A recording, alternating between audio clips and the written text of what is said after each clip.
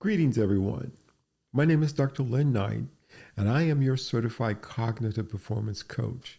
My specialty for over the past 35 years has been in working with and coaching athletes, expats, individuals, students, professionals, and teams on improving their mental performance. Now, this is primarily relating to mental performance enhancement or working with them and dealing with those mental obstacles that might be impacting their ability to perform at their best.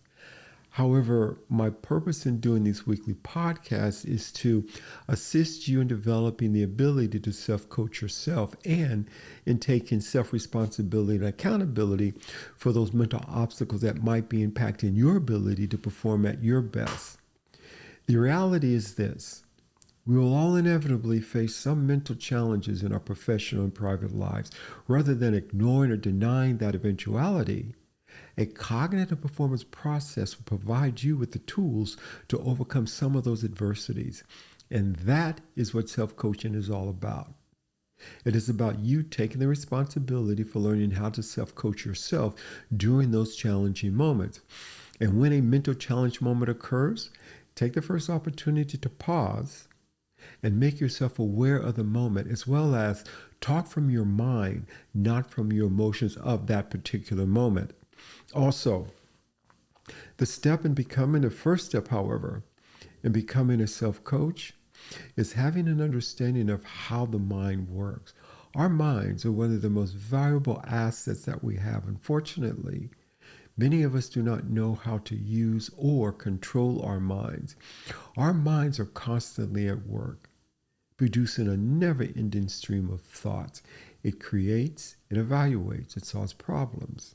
It helps us make sense of our experiences, and it can create futures that haven't happened or put us into the past that once was. It is the instrument of love and kindness and fuel for anxiety, hatred, blame, and self-loathing.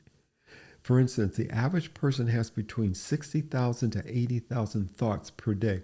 Now, this is according to research conducted by the Cleveland Clinic. And of those thoughts, 95% are repeat thoughts. Now, here where it gets interesting. And on average, 80% of repeated thoughts are negative. This is what the mind does. Learning to manage and control your thoughts can also prevent some mental health issues. The key is to learn how to override negative thinking. Now, in order for that to happen, you have to build the right psychological profile. And that's basically what we're going to be doing from podcast to podcast, because when the mind is focused, it cannot wander. So when you develop the ability to remain focused and clear-minded, it allows you to directly impact your personal and professional performance. Now, by learning to cope effectively under pressure, you can continue to think constructively, non-defensively, positively, and realistically. Now, there are 4 building blocks involved in the self-coaching process, and I call them the 4 C's: control, commitment, challenge, and confidence. Now, let's look at each one of these individually. Let's start with control, because we have emotional control and life control. Emotional control. We do have control over our thoughts and feelings. It is a matter of learning how to manage them. It's the difference between logically thinking through a particular situation or emotionally responding to a situation. And life control. Life control consists of you managing your actions and your reactions to external situations and events. Learn when to talk and when to walk. You control your choices, your actions, your destiny. And by no means do you leave those choices up to others to decide for you.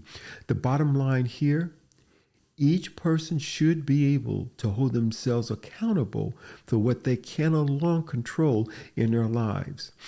Control through awareness, control through thoughts, control through self-coaching or self-talk, and control through behavior. Now, by developing an effective self-coaching process, you're learning to control your thoughts, emotions, and behaviors that would, if uncontrolled, be a distraction to your well-being. And the second is commitment. Commitment is basically a commitment to self-improvement mentally and physically. It is a growth mindset, setting controllable goals and well-focused strategies to control those goals. And we'll spend a little more time in future podcasts talking about our growth mindset. Basically, commitment, to commit yourself to something worthwhile. You are accountable to yourself because accountability is the glue that bonds commitment to results. And the third is challenge. Basically, you're stretching yourself. You're moving beyond your current talents, aptitude, beliefs, interests, and temperament. You're challenging yourself and outperforming your last performance. And the fourth, which I believe holds importance over the first, second, and third, is confidence. Confidence is what I would refer to as self-efficacy. The confidence and believing in yourself, how you feel about yourself, your youthfulness, your worth, your value, your abilities, and your self-awareness. Your interpersonal confidence, emotional intelligence, the ability to communicating and listening to others. Because if you don't believe in yourself, no one is going to do that for you. Now, I believe that's a quote from Kobe Bryant. If you don't believe in yourself, no one will do that for you. For example, currently, social media. Social media is playing a huge part in shaping the mindset of many people. Using the self-coaching process or concept, you will be able to build a better sense of who you are as an individual. So remember, in conclusion, you have to train your mind to be stronger than your emotions, or else you'll lose yourself every time. Again, that's a quote from Mike Tyson. You have to train your mind to be stronger than your emotions, or else you'll lose every time. The self-coaching process will give you that ability to be the best that you can be. So, that is it for this segment. And I want to thank you for tuning in. And let's get this self-coaching discussion going and let others know about this movement.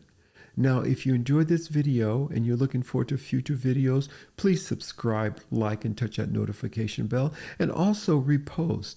You can also drop me a line at CoachLynKnight, the number 9, at gmail.com. Now, in doing so, please be respectful and considerate. You can also share journal information that might be helpful, or even offer topics for discussion. You can also arrange for private individual or group coaching sessions by visiting my website at drlynknight.com. All coaching sessions are online. So, as your self-elected cognitive performance coach, this is Dr. Lynn Knight, and here's a toast to your healthy mental health.